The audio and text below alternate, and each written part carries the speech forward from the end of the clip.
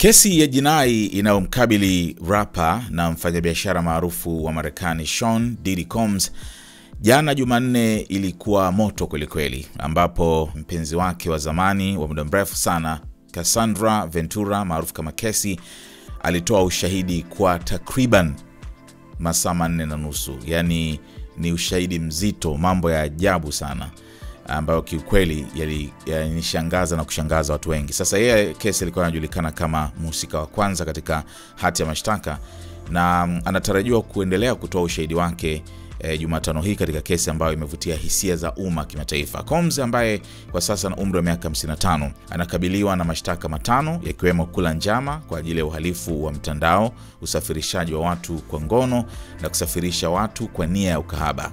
Ameyakana mashtaka yote. Endapo atapatikana na hatia anaweza kufungwa maisha jela. Waendesha mashtaka wanadai kuwa Combs kwa kushirikiana na kundi lake la ndani walitumia vitisho, unyanyasaji wa kimwili, dawa za kulevya, rushwa, utekaji nyara na udanganyifu kuwalazimisha Cassie na mwanamke mwingine kushiriki katika matukio ya kingono ambayo yanaitwa freak-offs kwa lengo la kulinda hadhi ya Combs na kumfurahisha tu Diddy. Sasa hii ilikuwa ni mara ya kwanza kwa Cassie ambaye sasa ana ujauzito mkubwa tu kukutana uso kwa uso na Combs tangu Novemba 2018 walipohudhuria mazishi ya Kim Porter, mama wa watoto watatu wa Sean Diddy Combs. Cassie akiwa amevaa gauni la kahawia alipita mbele ya jopo la mahakimu bila kumwangalia kabisa Sean Diddy Combs, huku Diddy akimfuatilia kwa macho wakati akielekea kizimbani. Cassie alisimulia mwanzo wa uhusiano wao ambao ulianza mwaka 2007 baada ya kusaini mkataba na Bad Boy Records akiwa na miaka 19 tu. Alisema uhusiano wao ulianza kwa urafiki kabla ya kuwa wa kimapenzi baada ya tafrija huko Miami. Nilitaka kuwa karibu na Sean kwa sababu sawa na kila mtu mwingine alikuwa mtu wa kuvutia, mcheshi, aliyejaa energy na alishikilia hatma ya kazi yangu, alisema Cassie. Alijikuta akiwa amempenda sana na kuwa kivuli chake akisafiri naye kila mahali.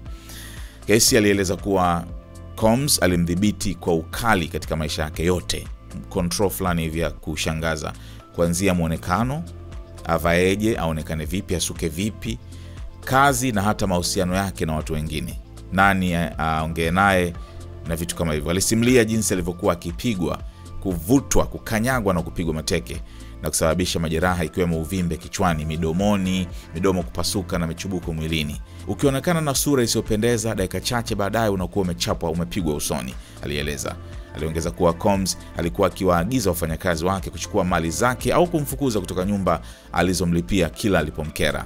Kwamba amempangisha sehemu akimzingua, basi anawatuma wafanyakazi wanachukua vitu vyake wanamfukuza Cassie. Kwa sababu Cassie alikuwa anamtegemea Diddy kiuchumi. Ushahidi wake ulilenga zaidi kwenye freak-offs, matukio ya kingono yaliyohusisha wanaume kadhaa waliopangwa na Sean Combs mwenyewe. Matukio haya yalifanyika karibu kila wiki tangu mwanzoni mwa uhusiano wa hadi mwaka 2011, 2017 au 18. Kila tukio lilikuwa na vipindi viwili hadi vitatu, kila kimoja kikichukua saa 1 hadi nusu. Cassie alisema alijisikia hana chaguo bali kushiriki kutokana na namna ambavyo Sean alivyokuwa anamdhibiti kuhusiana na kazi yake na maisha yake. Alikiri kutumia dawa za kulevya alizopewa na Combs au wafanyakazi wake ili kukabiliana na hali hiyo, na mchakato wa kupona baada ya kila tukio ulitumia muda mwingi wa maisha yake.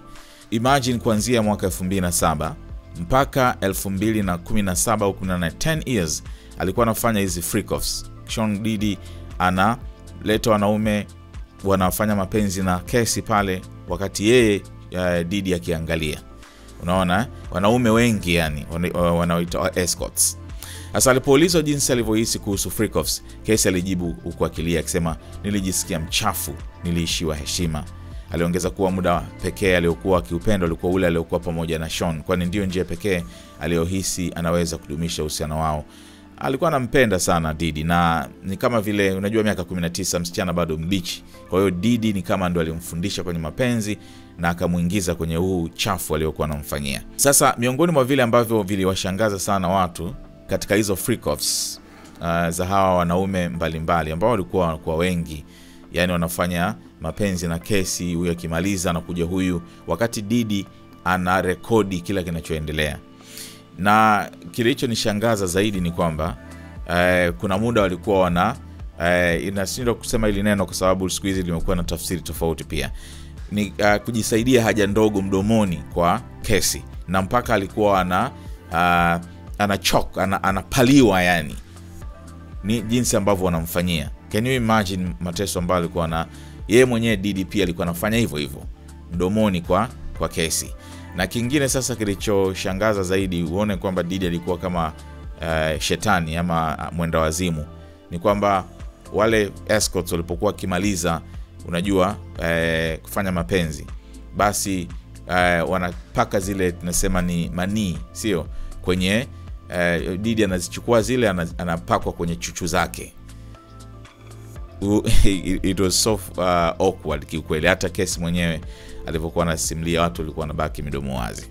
Sasa Casey alieleza pia kuhusu video ya usalama ya mwaka 2016 ambayo ilioneshwa mara kadhaa mahakamani, ikimuonesha Diddy akimpiga na kumkanyaga kwenye hoteli moja ya huko LA. Alisema kipigo hicho kilitokea baada ya kujaribu kuondoka kabla freak off kumalizika. Ile video ambayo Diddy amevaa taulo, kumbe kulikuwa kuna freak off inaendelea, kuna wanaume wanafanya mapenzi na Casey kachoka maisha, anataka akimbie. Kile kipigo kile ilikuwa ni sababu hiyo. This man is sick.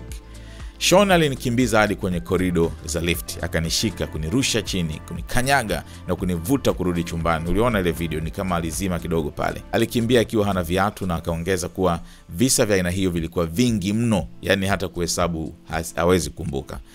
Waendesha mashtaka wamedai kuwa wafanyakazi wa Combs walihusika moja kwa moja kwenye maandalizi ya freak-offs, ikiwemo kuweka hoteli, kupanga usafiri wa wahusika na kutoa vifaa kama mafuta ya watoto pamoja na condom. Casey alieleza kuwa aliagizwa na Combs kuajiri watoa huduma za ngono na kuwaficha lengo lao halisi waliposafiri.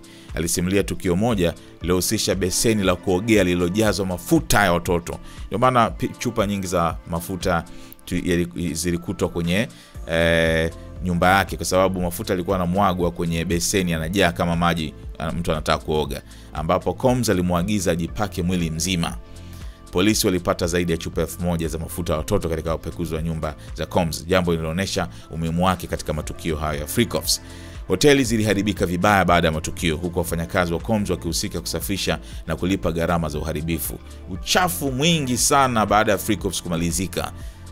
Ushahidi wa kesi unathibitisha madai kuwa Combs aliongoza mtandao wa kihalifu ulioratibiwa vizuri. Wanasheria wa utetezi wamejaribu kuonesha kesi hii kama inaochochewa na wivu, wakidai kuwa Casey mwenyewe alikiri kuwa na wivu usio wa kawaida kutokana na Combs kuwa na wapenzi wengi. Shahidi mwingine, Daniel Philp, alitoa ushahidi kuwa lilipo kushiriki katika ngono na Casey mbele ya Combs. Alisema Casey alikuwa mchangamfu isipokuwa tukio moja ambapo hakuwa anafahamu, na Sean alilazimika kuingilia kati. Tunasubiri pia Jumatano hii ambapo ushahidi wa Casey unaendelea, lakini hizi freak-offs hizi, kwa mujibu ambavyo Casey amezisimulia, yalikuwa ni matukio ya kishetani kabisa. Can you imagine anafanya hivi kwa mpenzi wake? Yaani jamaa alikuwa anafurahia kuona kwamba wanaume wengine, tena wengi, sio mmoja, kuanzia 2007 mpaka 2017-18 walipoachana 10 years, na hii ilikuwa inafanyika kila wiki, lazima kuwe na freak-off fulani. Na yeye Diddy furaha yake tu nikiona kwamba wanaume wengi wana shiriki ngono na Casey, huku yeye akishuhudia. Baada ya wao kumaliza, kama nilivyosema, jambo la ajabu kabisa, anajipaka zile manii kwenye chuchu zake. Can you imagine huyu mtu alikuwa na akili mbaya kiasi gani? Na ndio maana katika ushahidi fulani, wale watoto wake wa kike, nadhani hata jana, walikuwa wanatoka kwa sababu maneno yaliyokuwa yanazungumzwa yalikuwa ya ajabu kabisa. Kwa hiyo sio vizuri kwa mtoto wa miaka 17-14 kusikiliza mambo mazito na ajabu kama hayo. Hii ni kesi ambayo kikweli, kwa mujibu wa maelezo ya Casey mwenyewe aliyosema, inaonesha kabisa kwamba sijui kwa sababu huyu ni mmoja tu mhusika wa kwanza kama mashtaka yanavyomuelezea. Bado wako wengi wale kina Jendo waliomshtaki, wanawake wengine hawajaanza kutoa ushahidi wao. Casey bado hajazungumza mambo mengine mengi tu ya kushangaza. Kwa hiyo haya ni maisha ambayo alikuwa anapitia Casey. Mtazamo wako ni upi? Niambie katika sehemu ya comment. Wateja wako watarajiwa wanaangalia video hii. Kama biashara yako ingeonekana pamoja na unachokiangalia sasa, wengi wangegeuka kuwa wateja wako wapya. Tuandikie sasa info@snstz.com au WhatsApp pekee 0659 250 389. Tuifikishe biashara yako kwa wana SNS.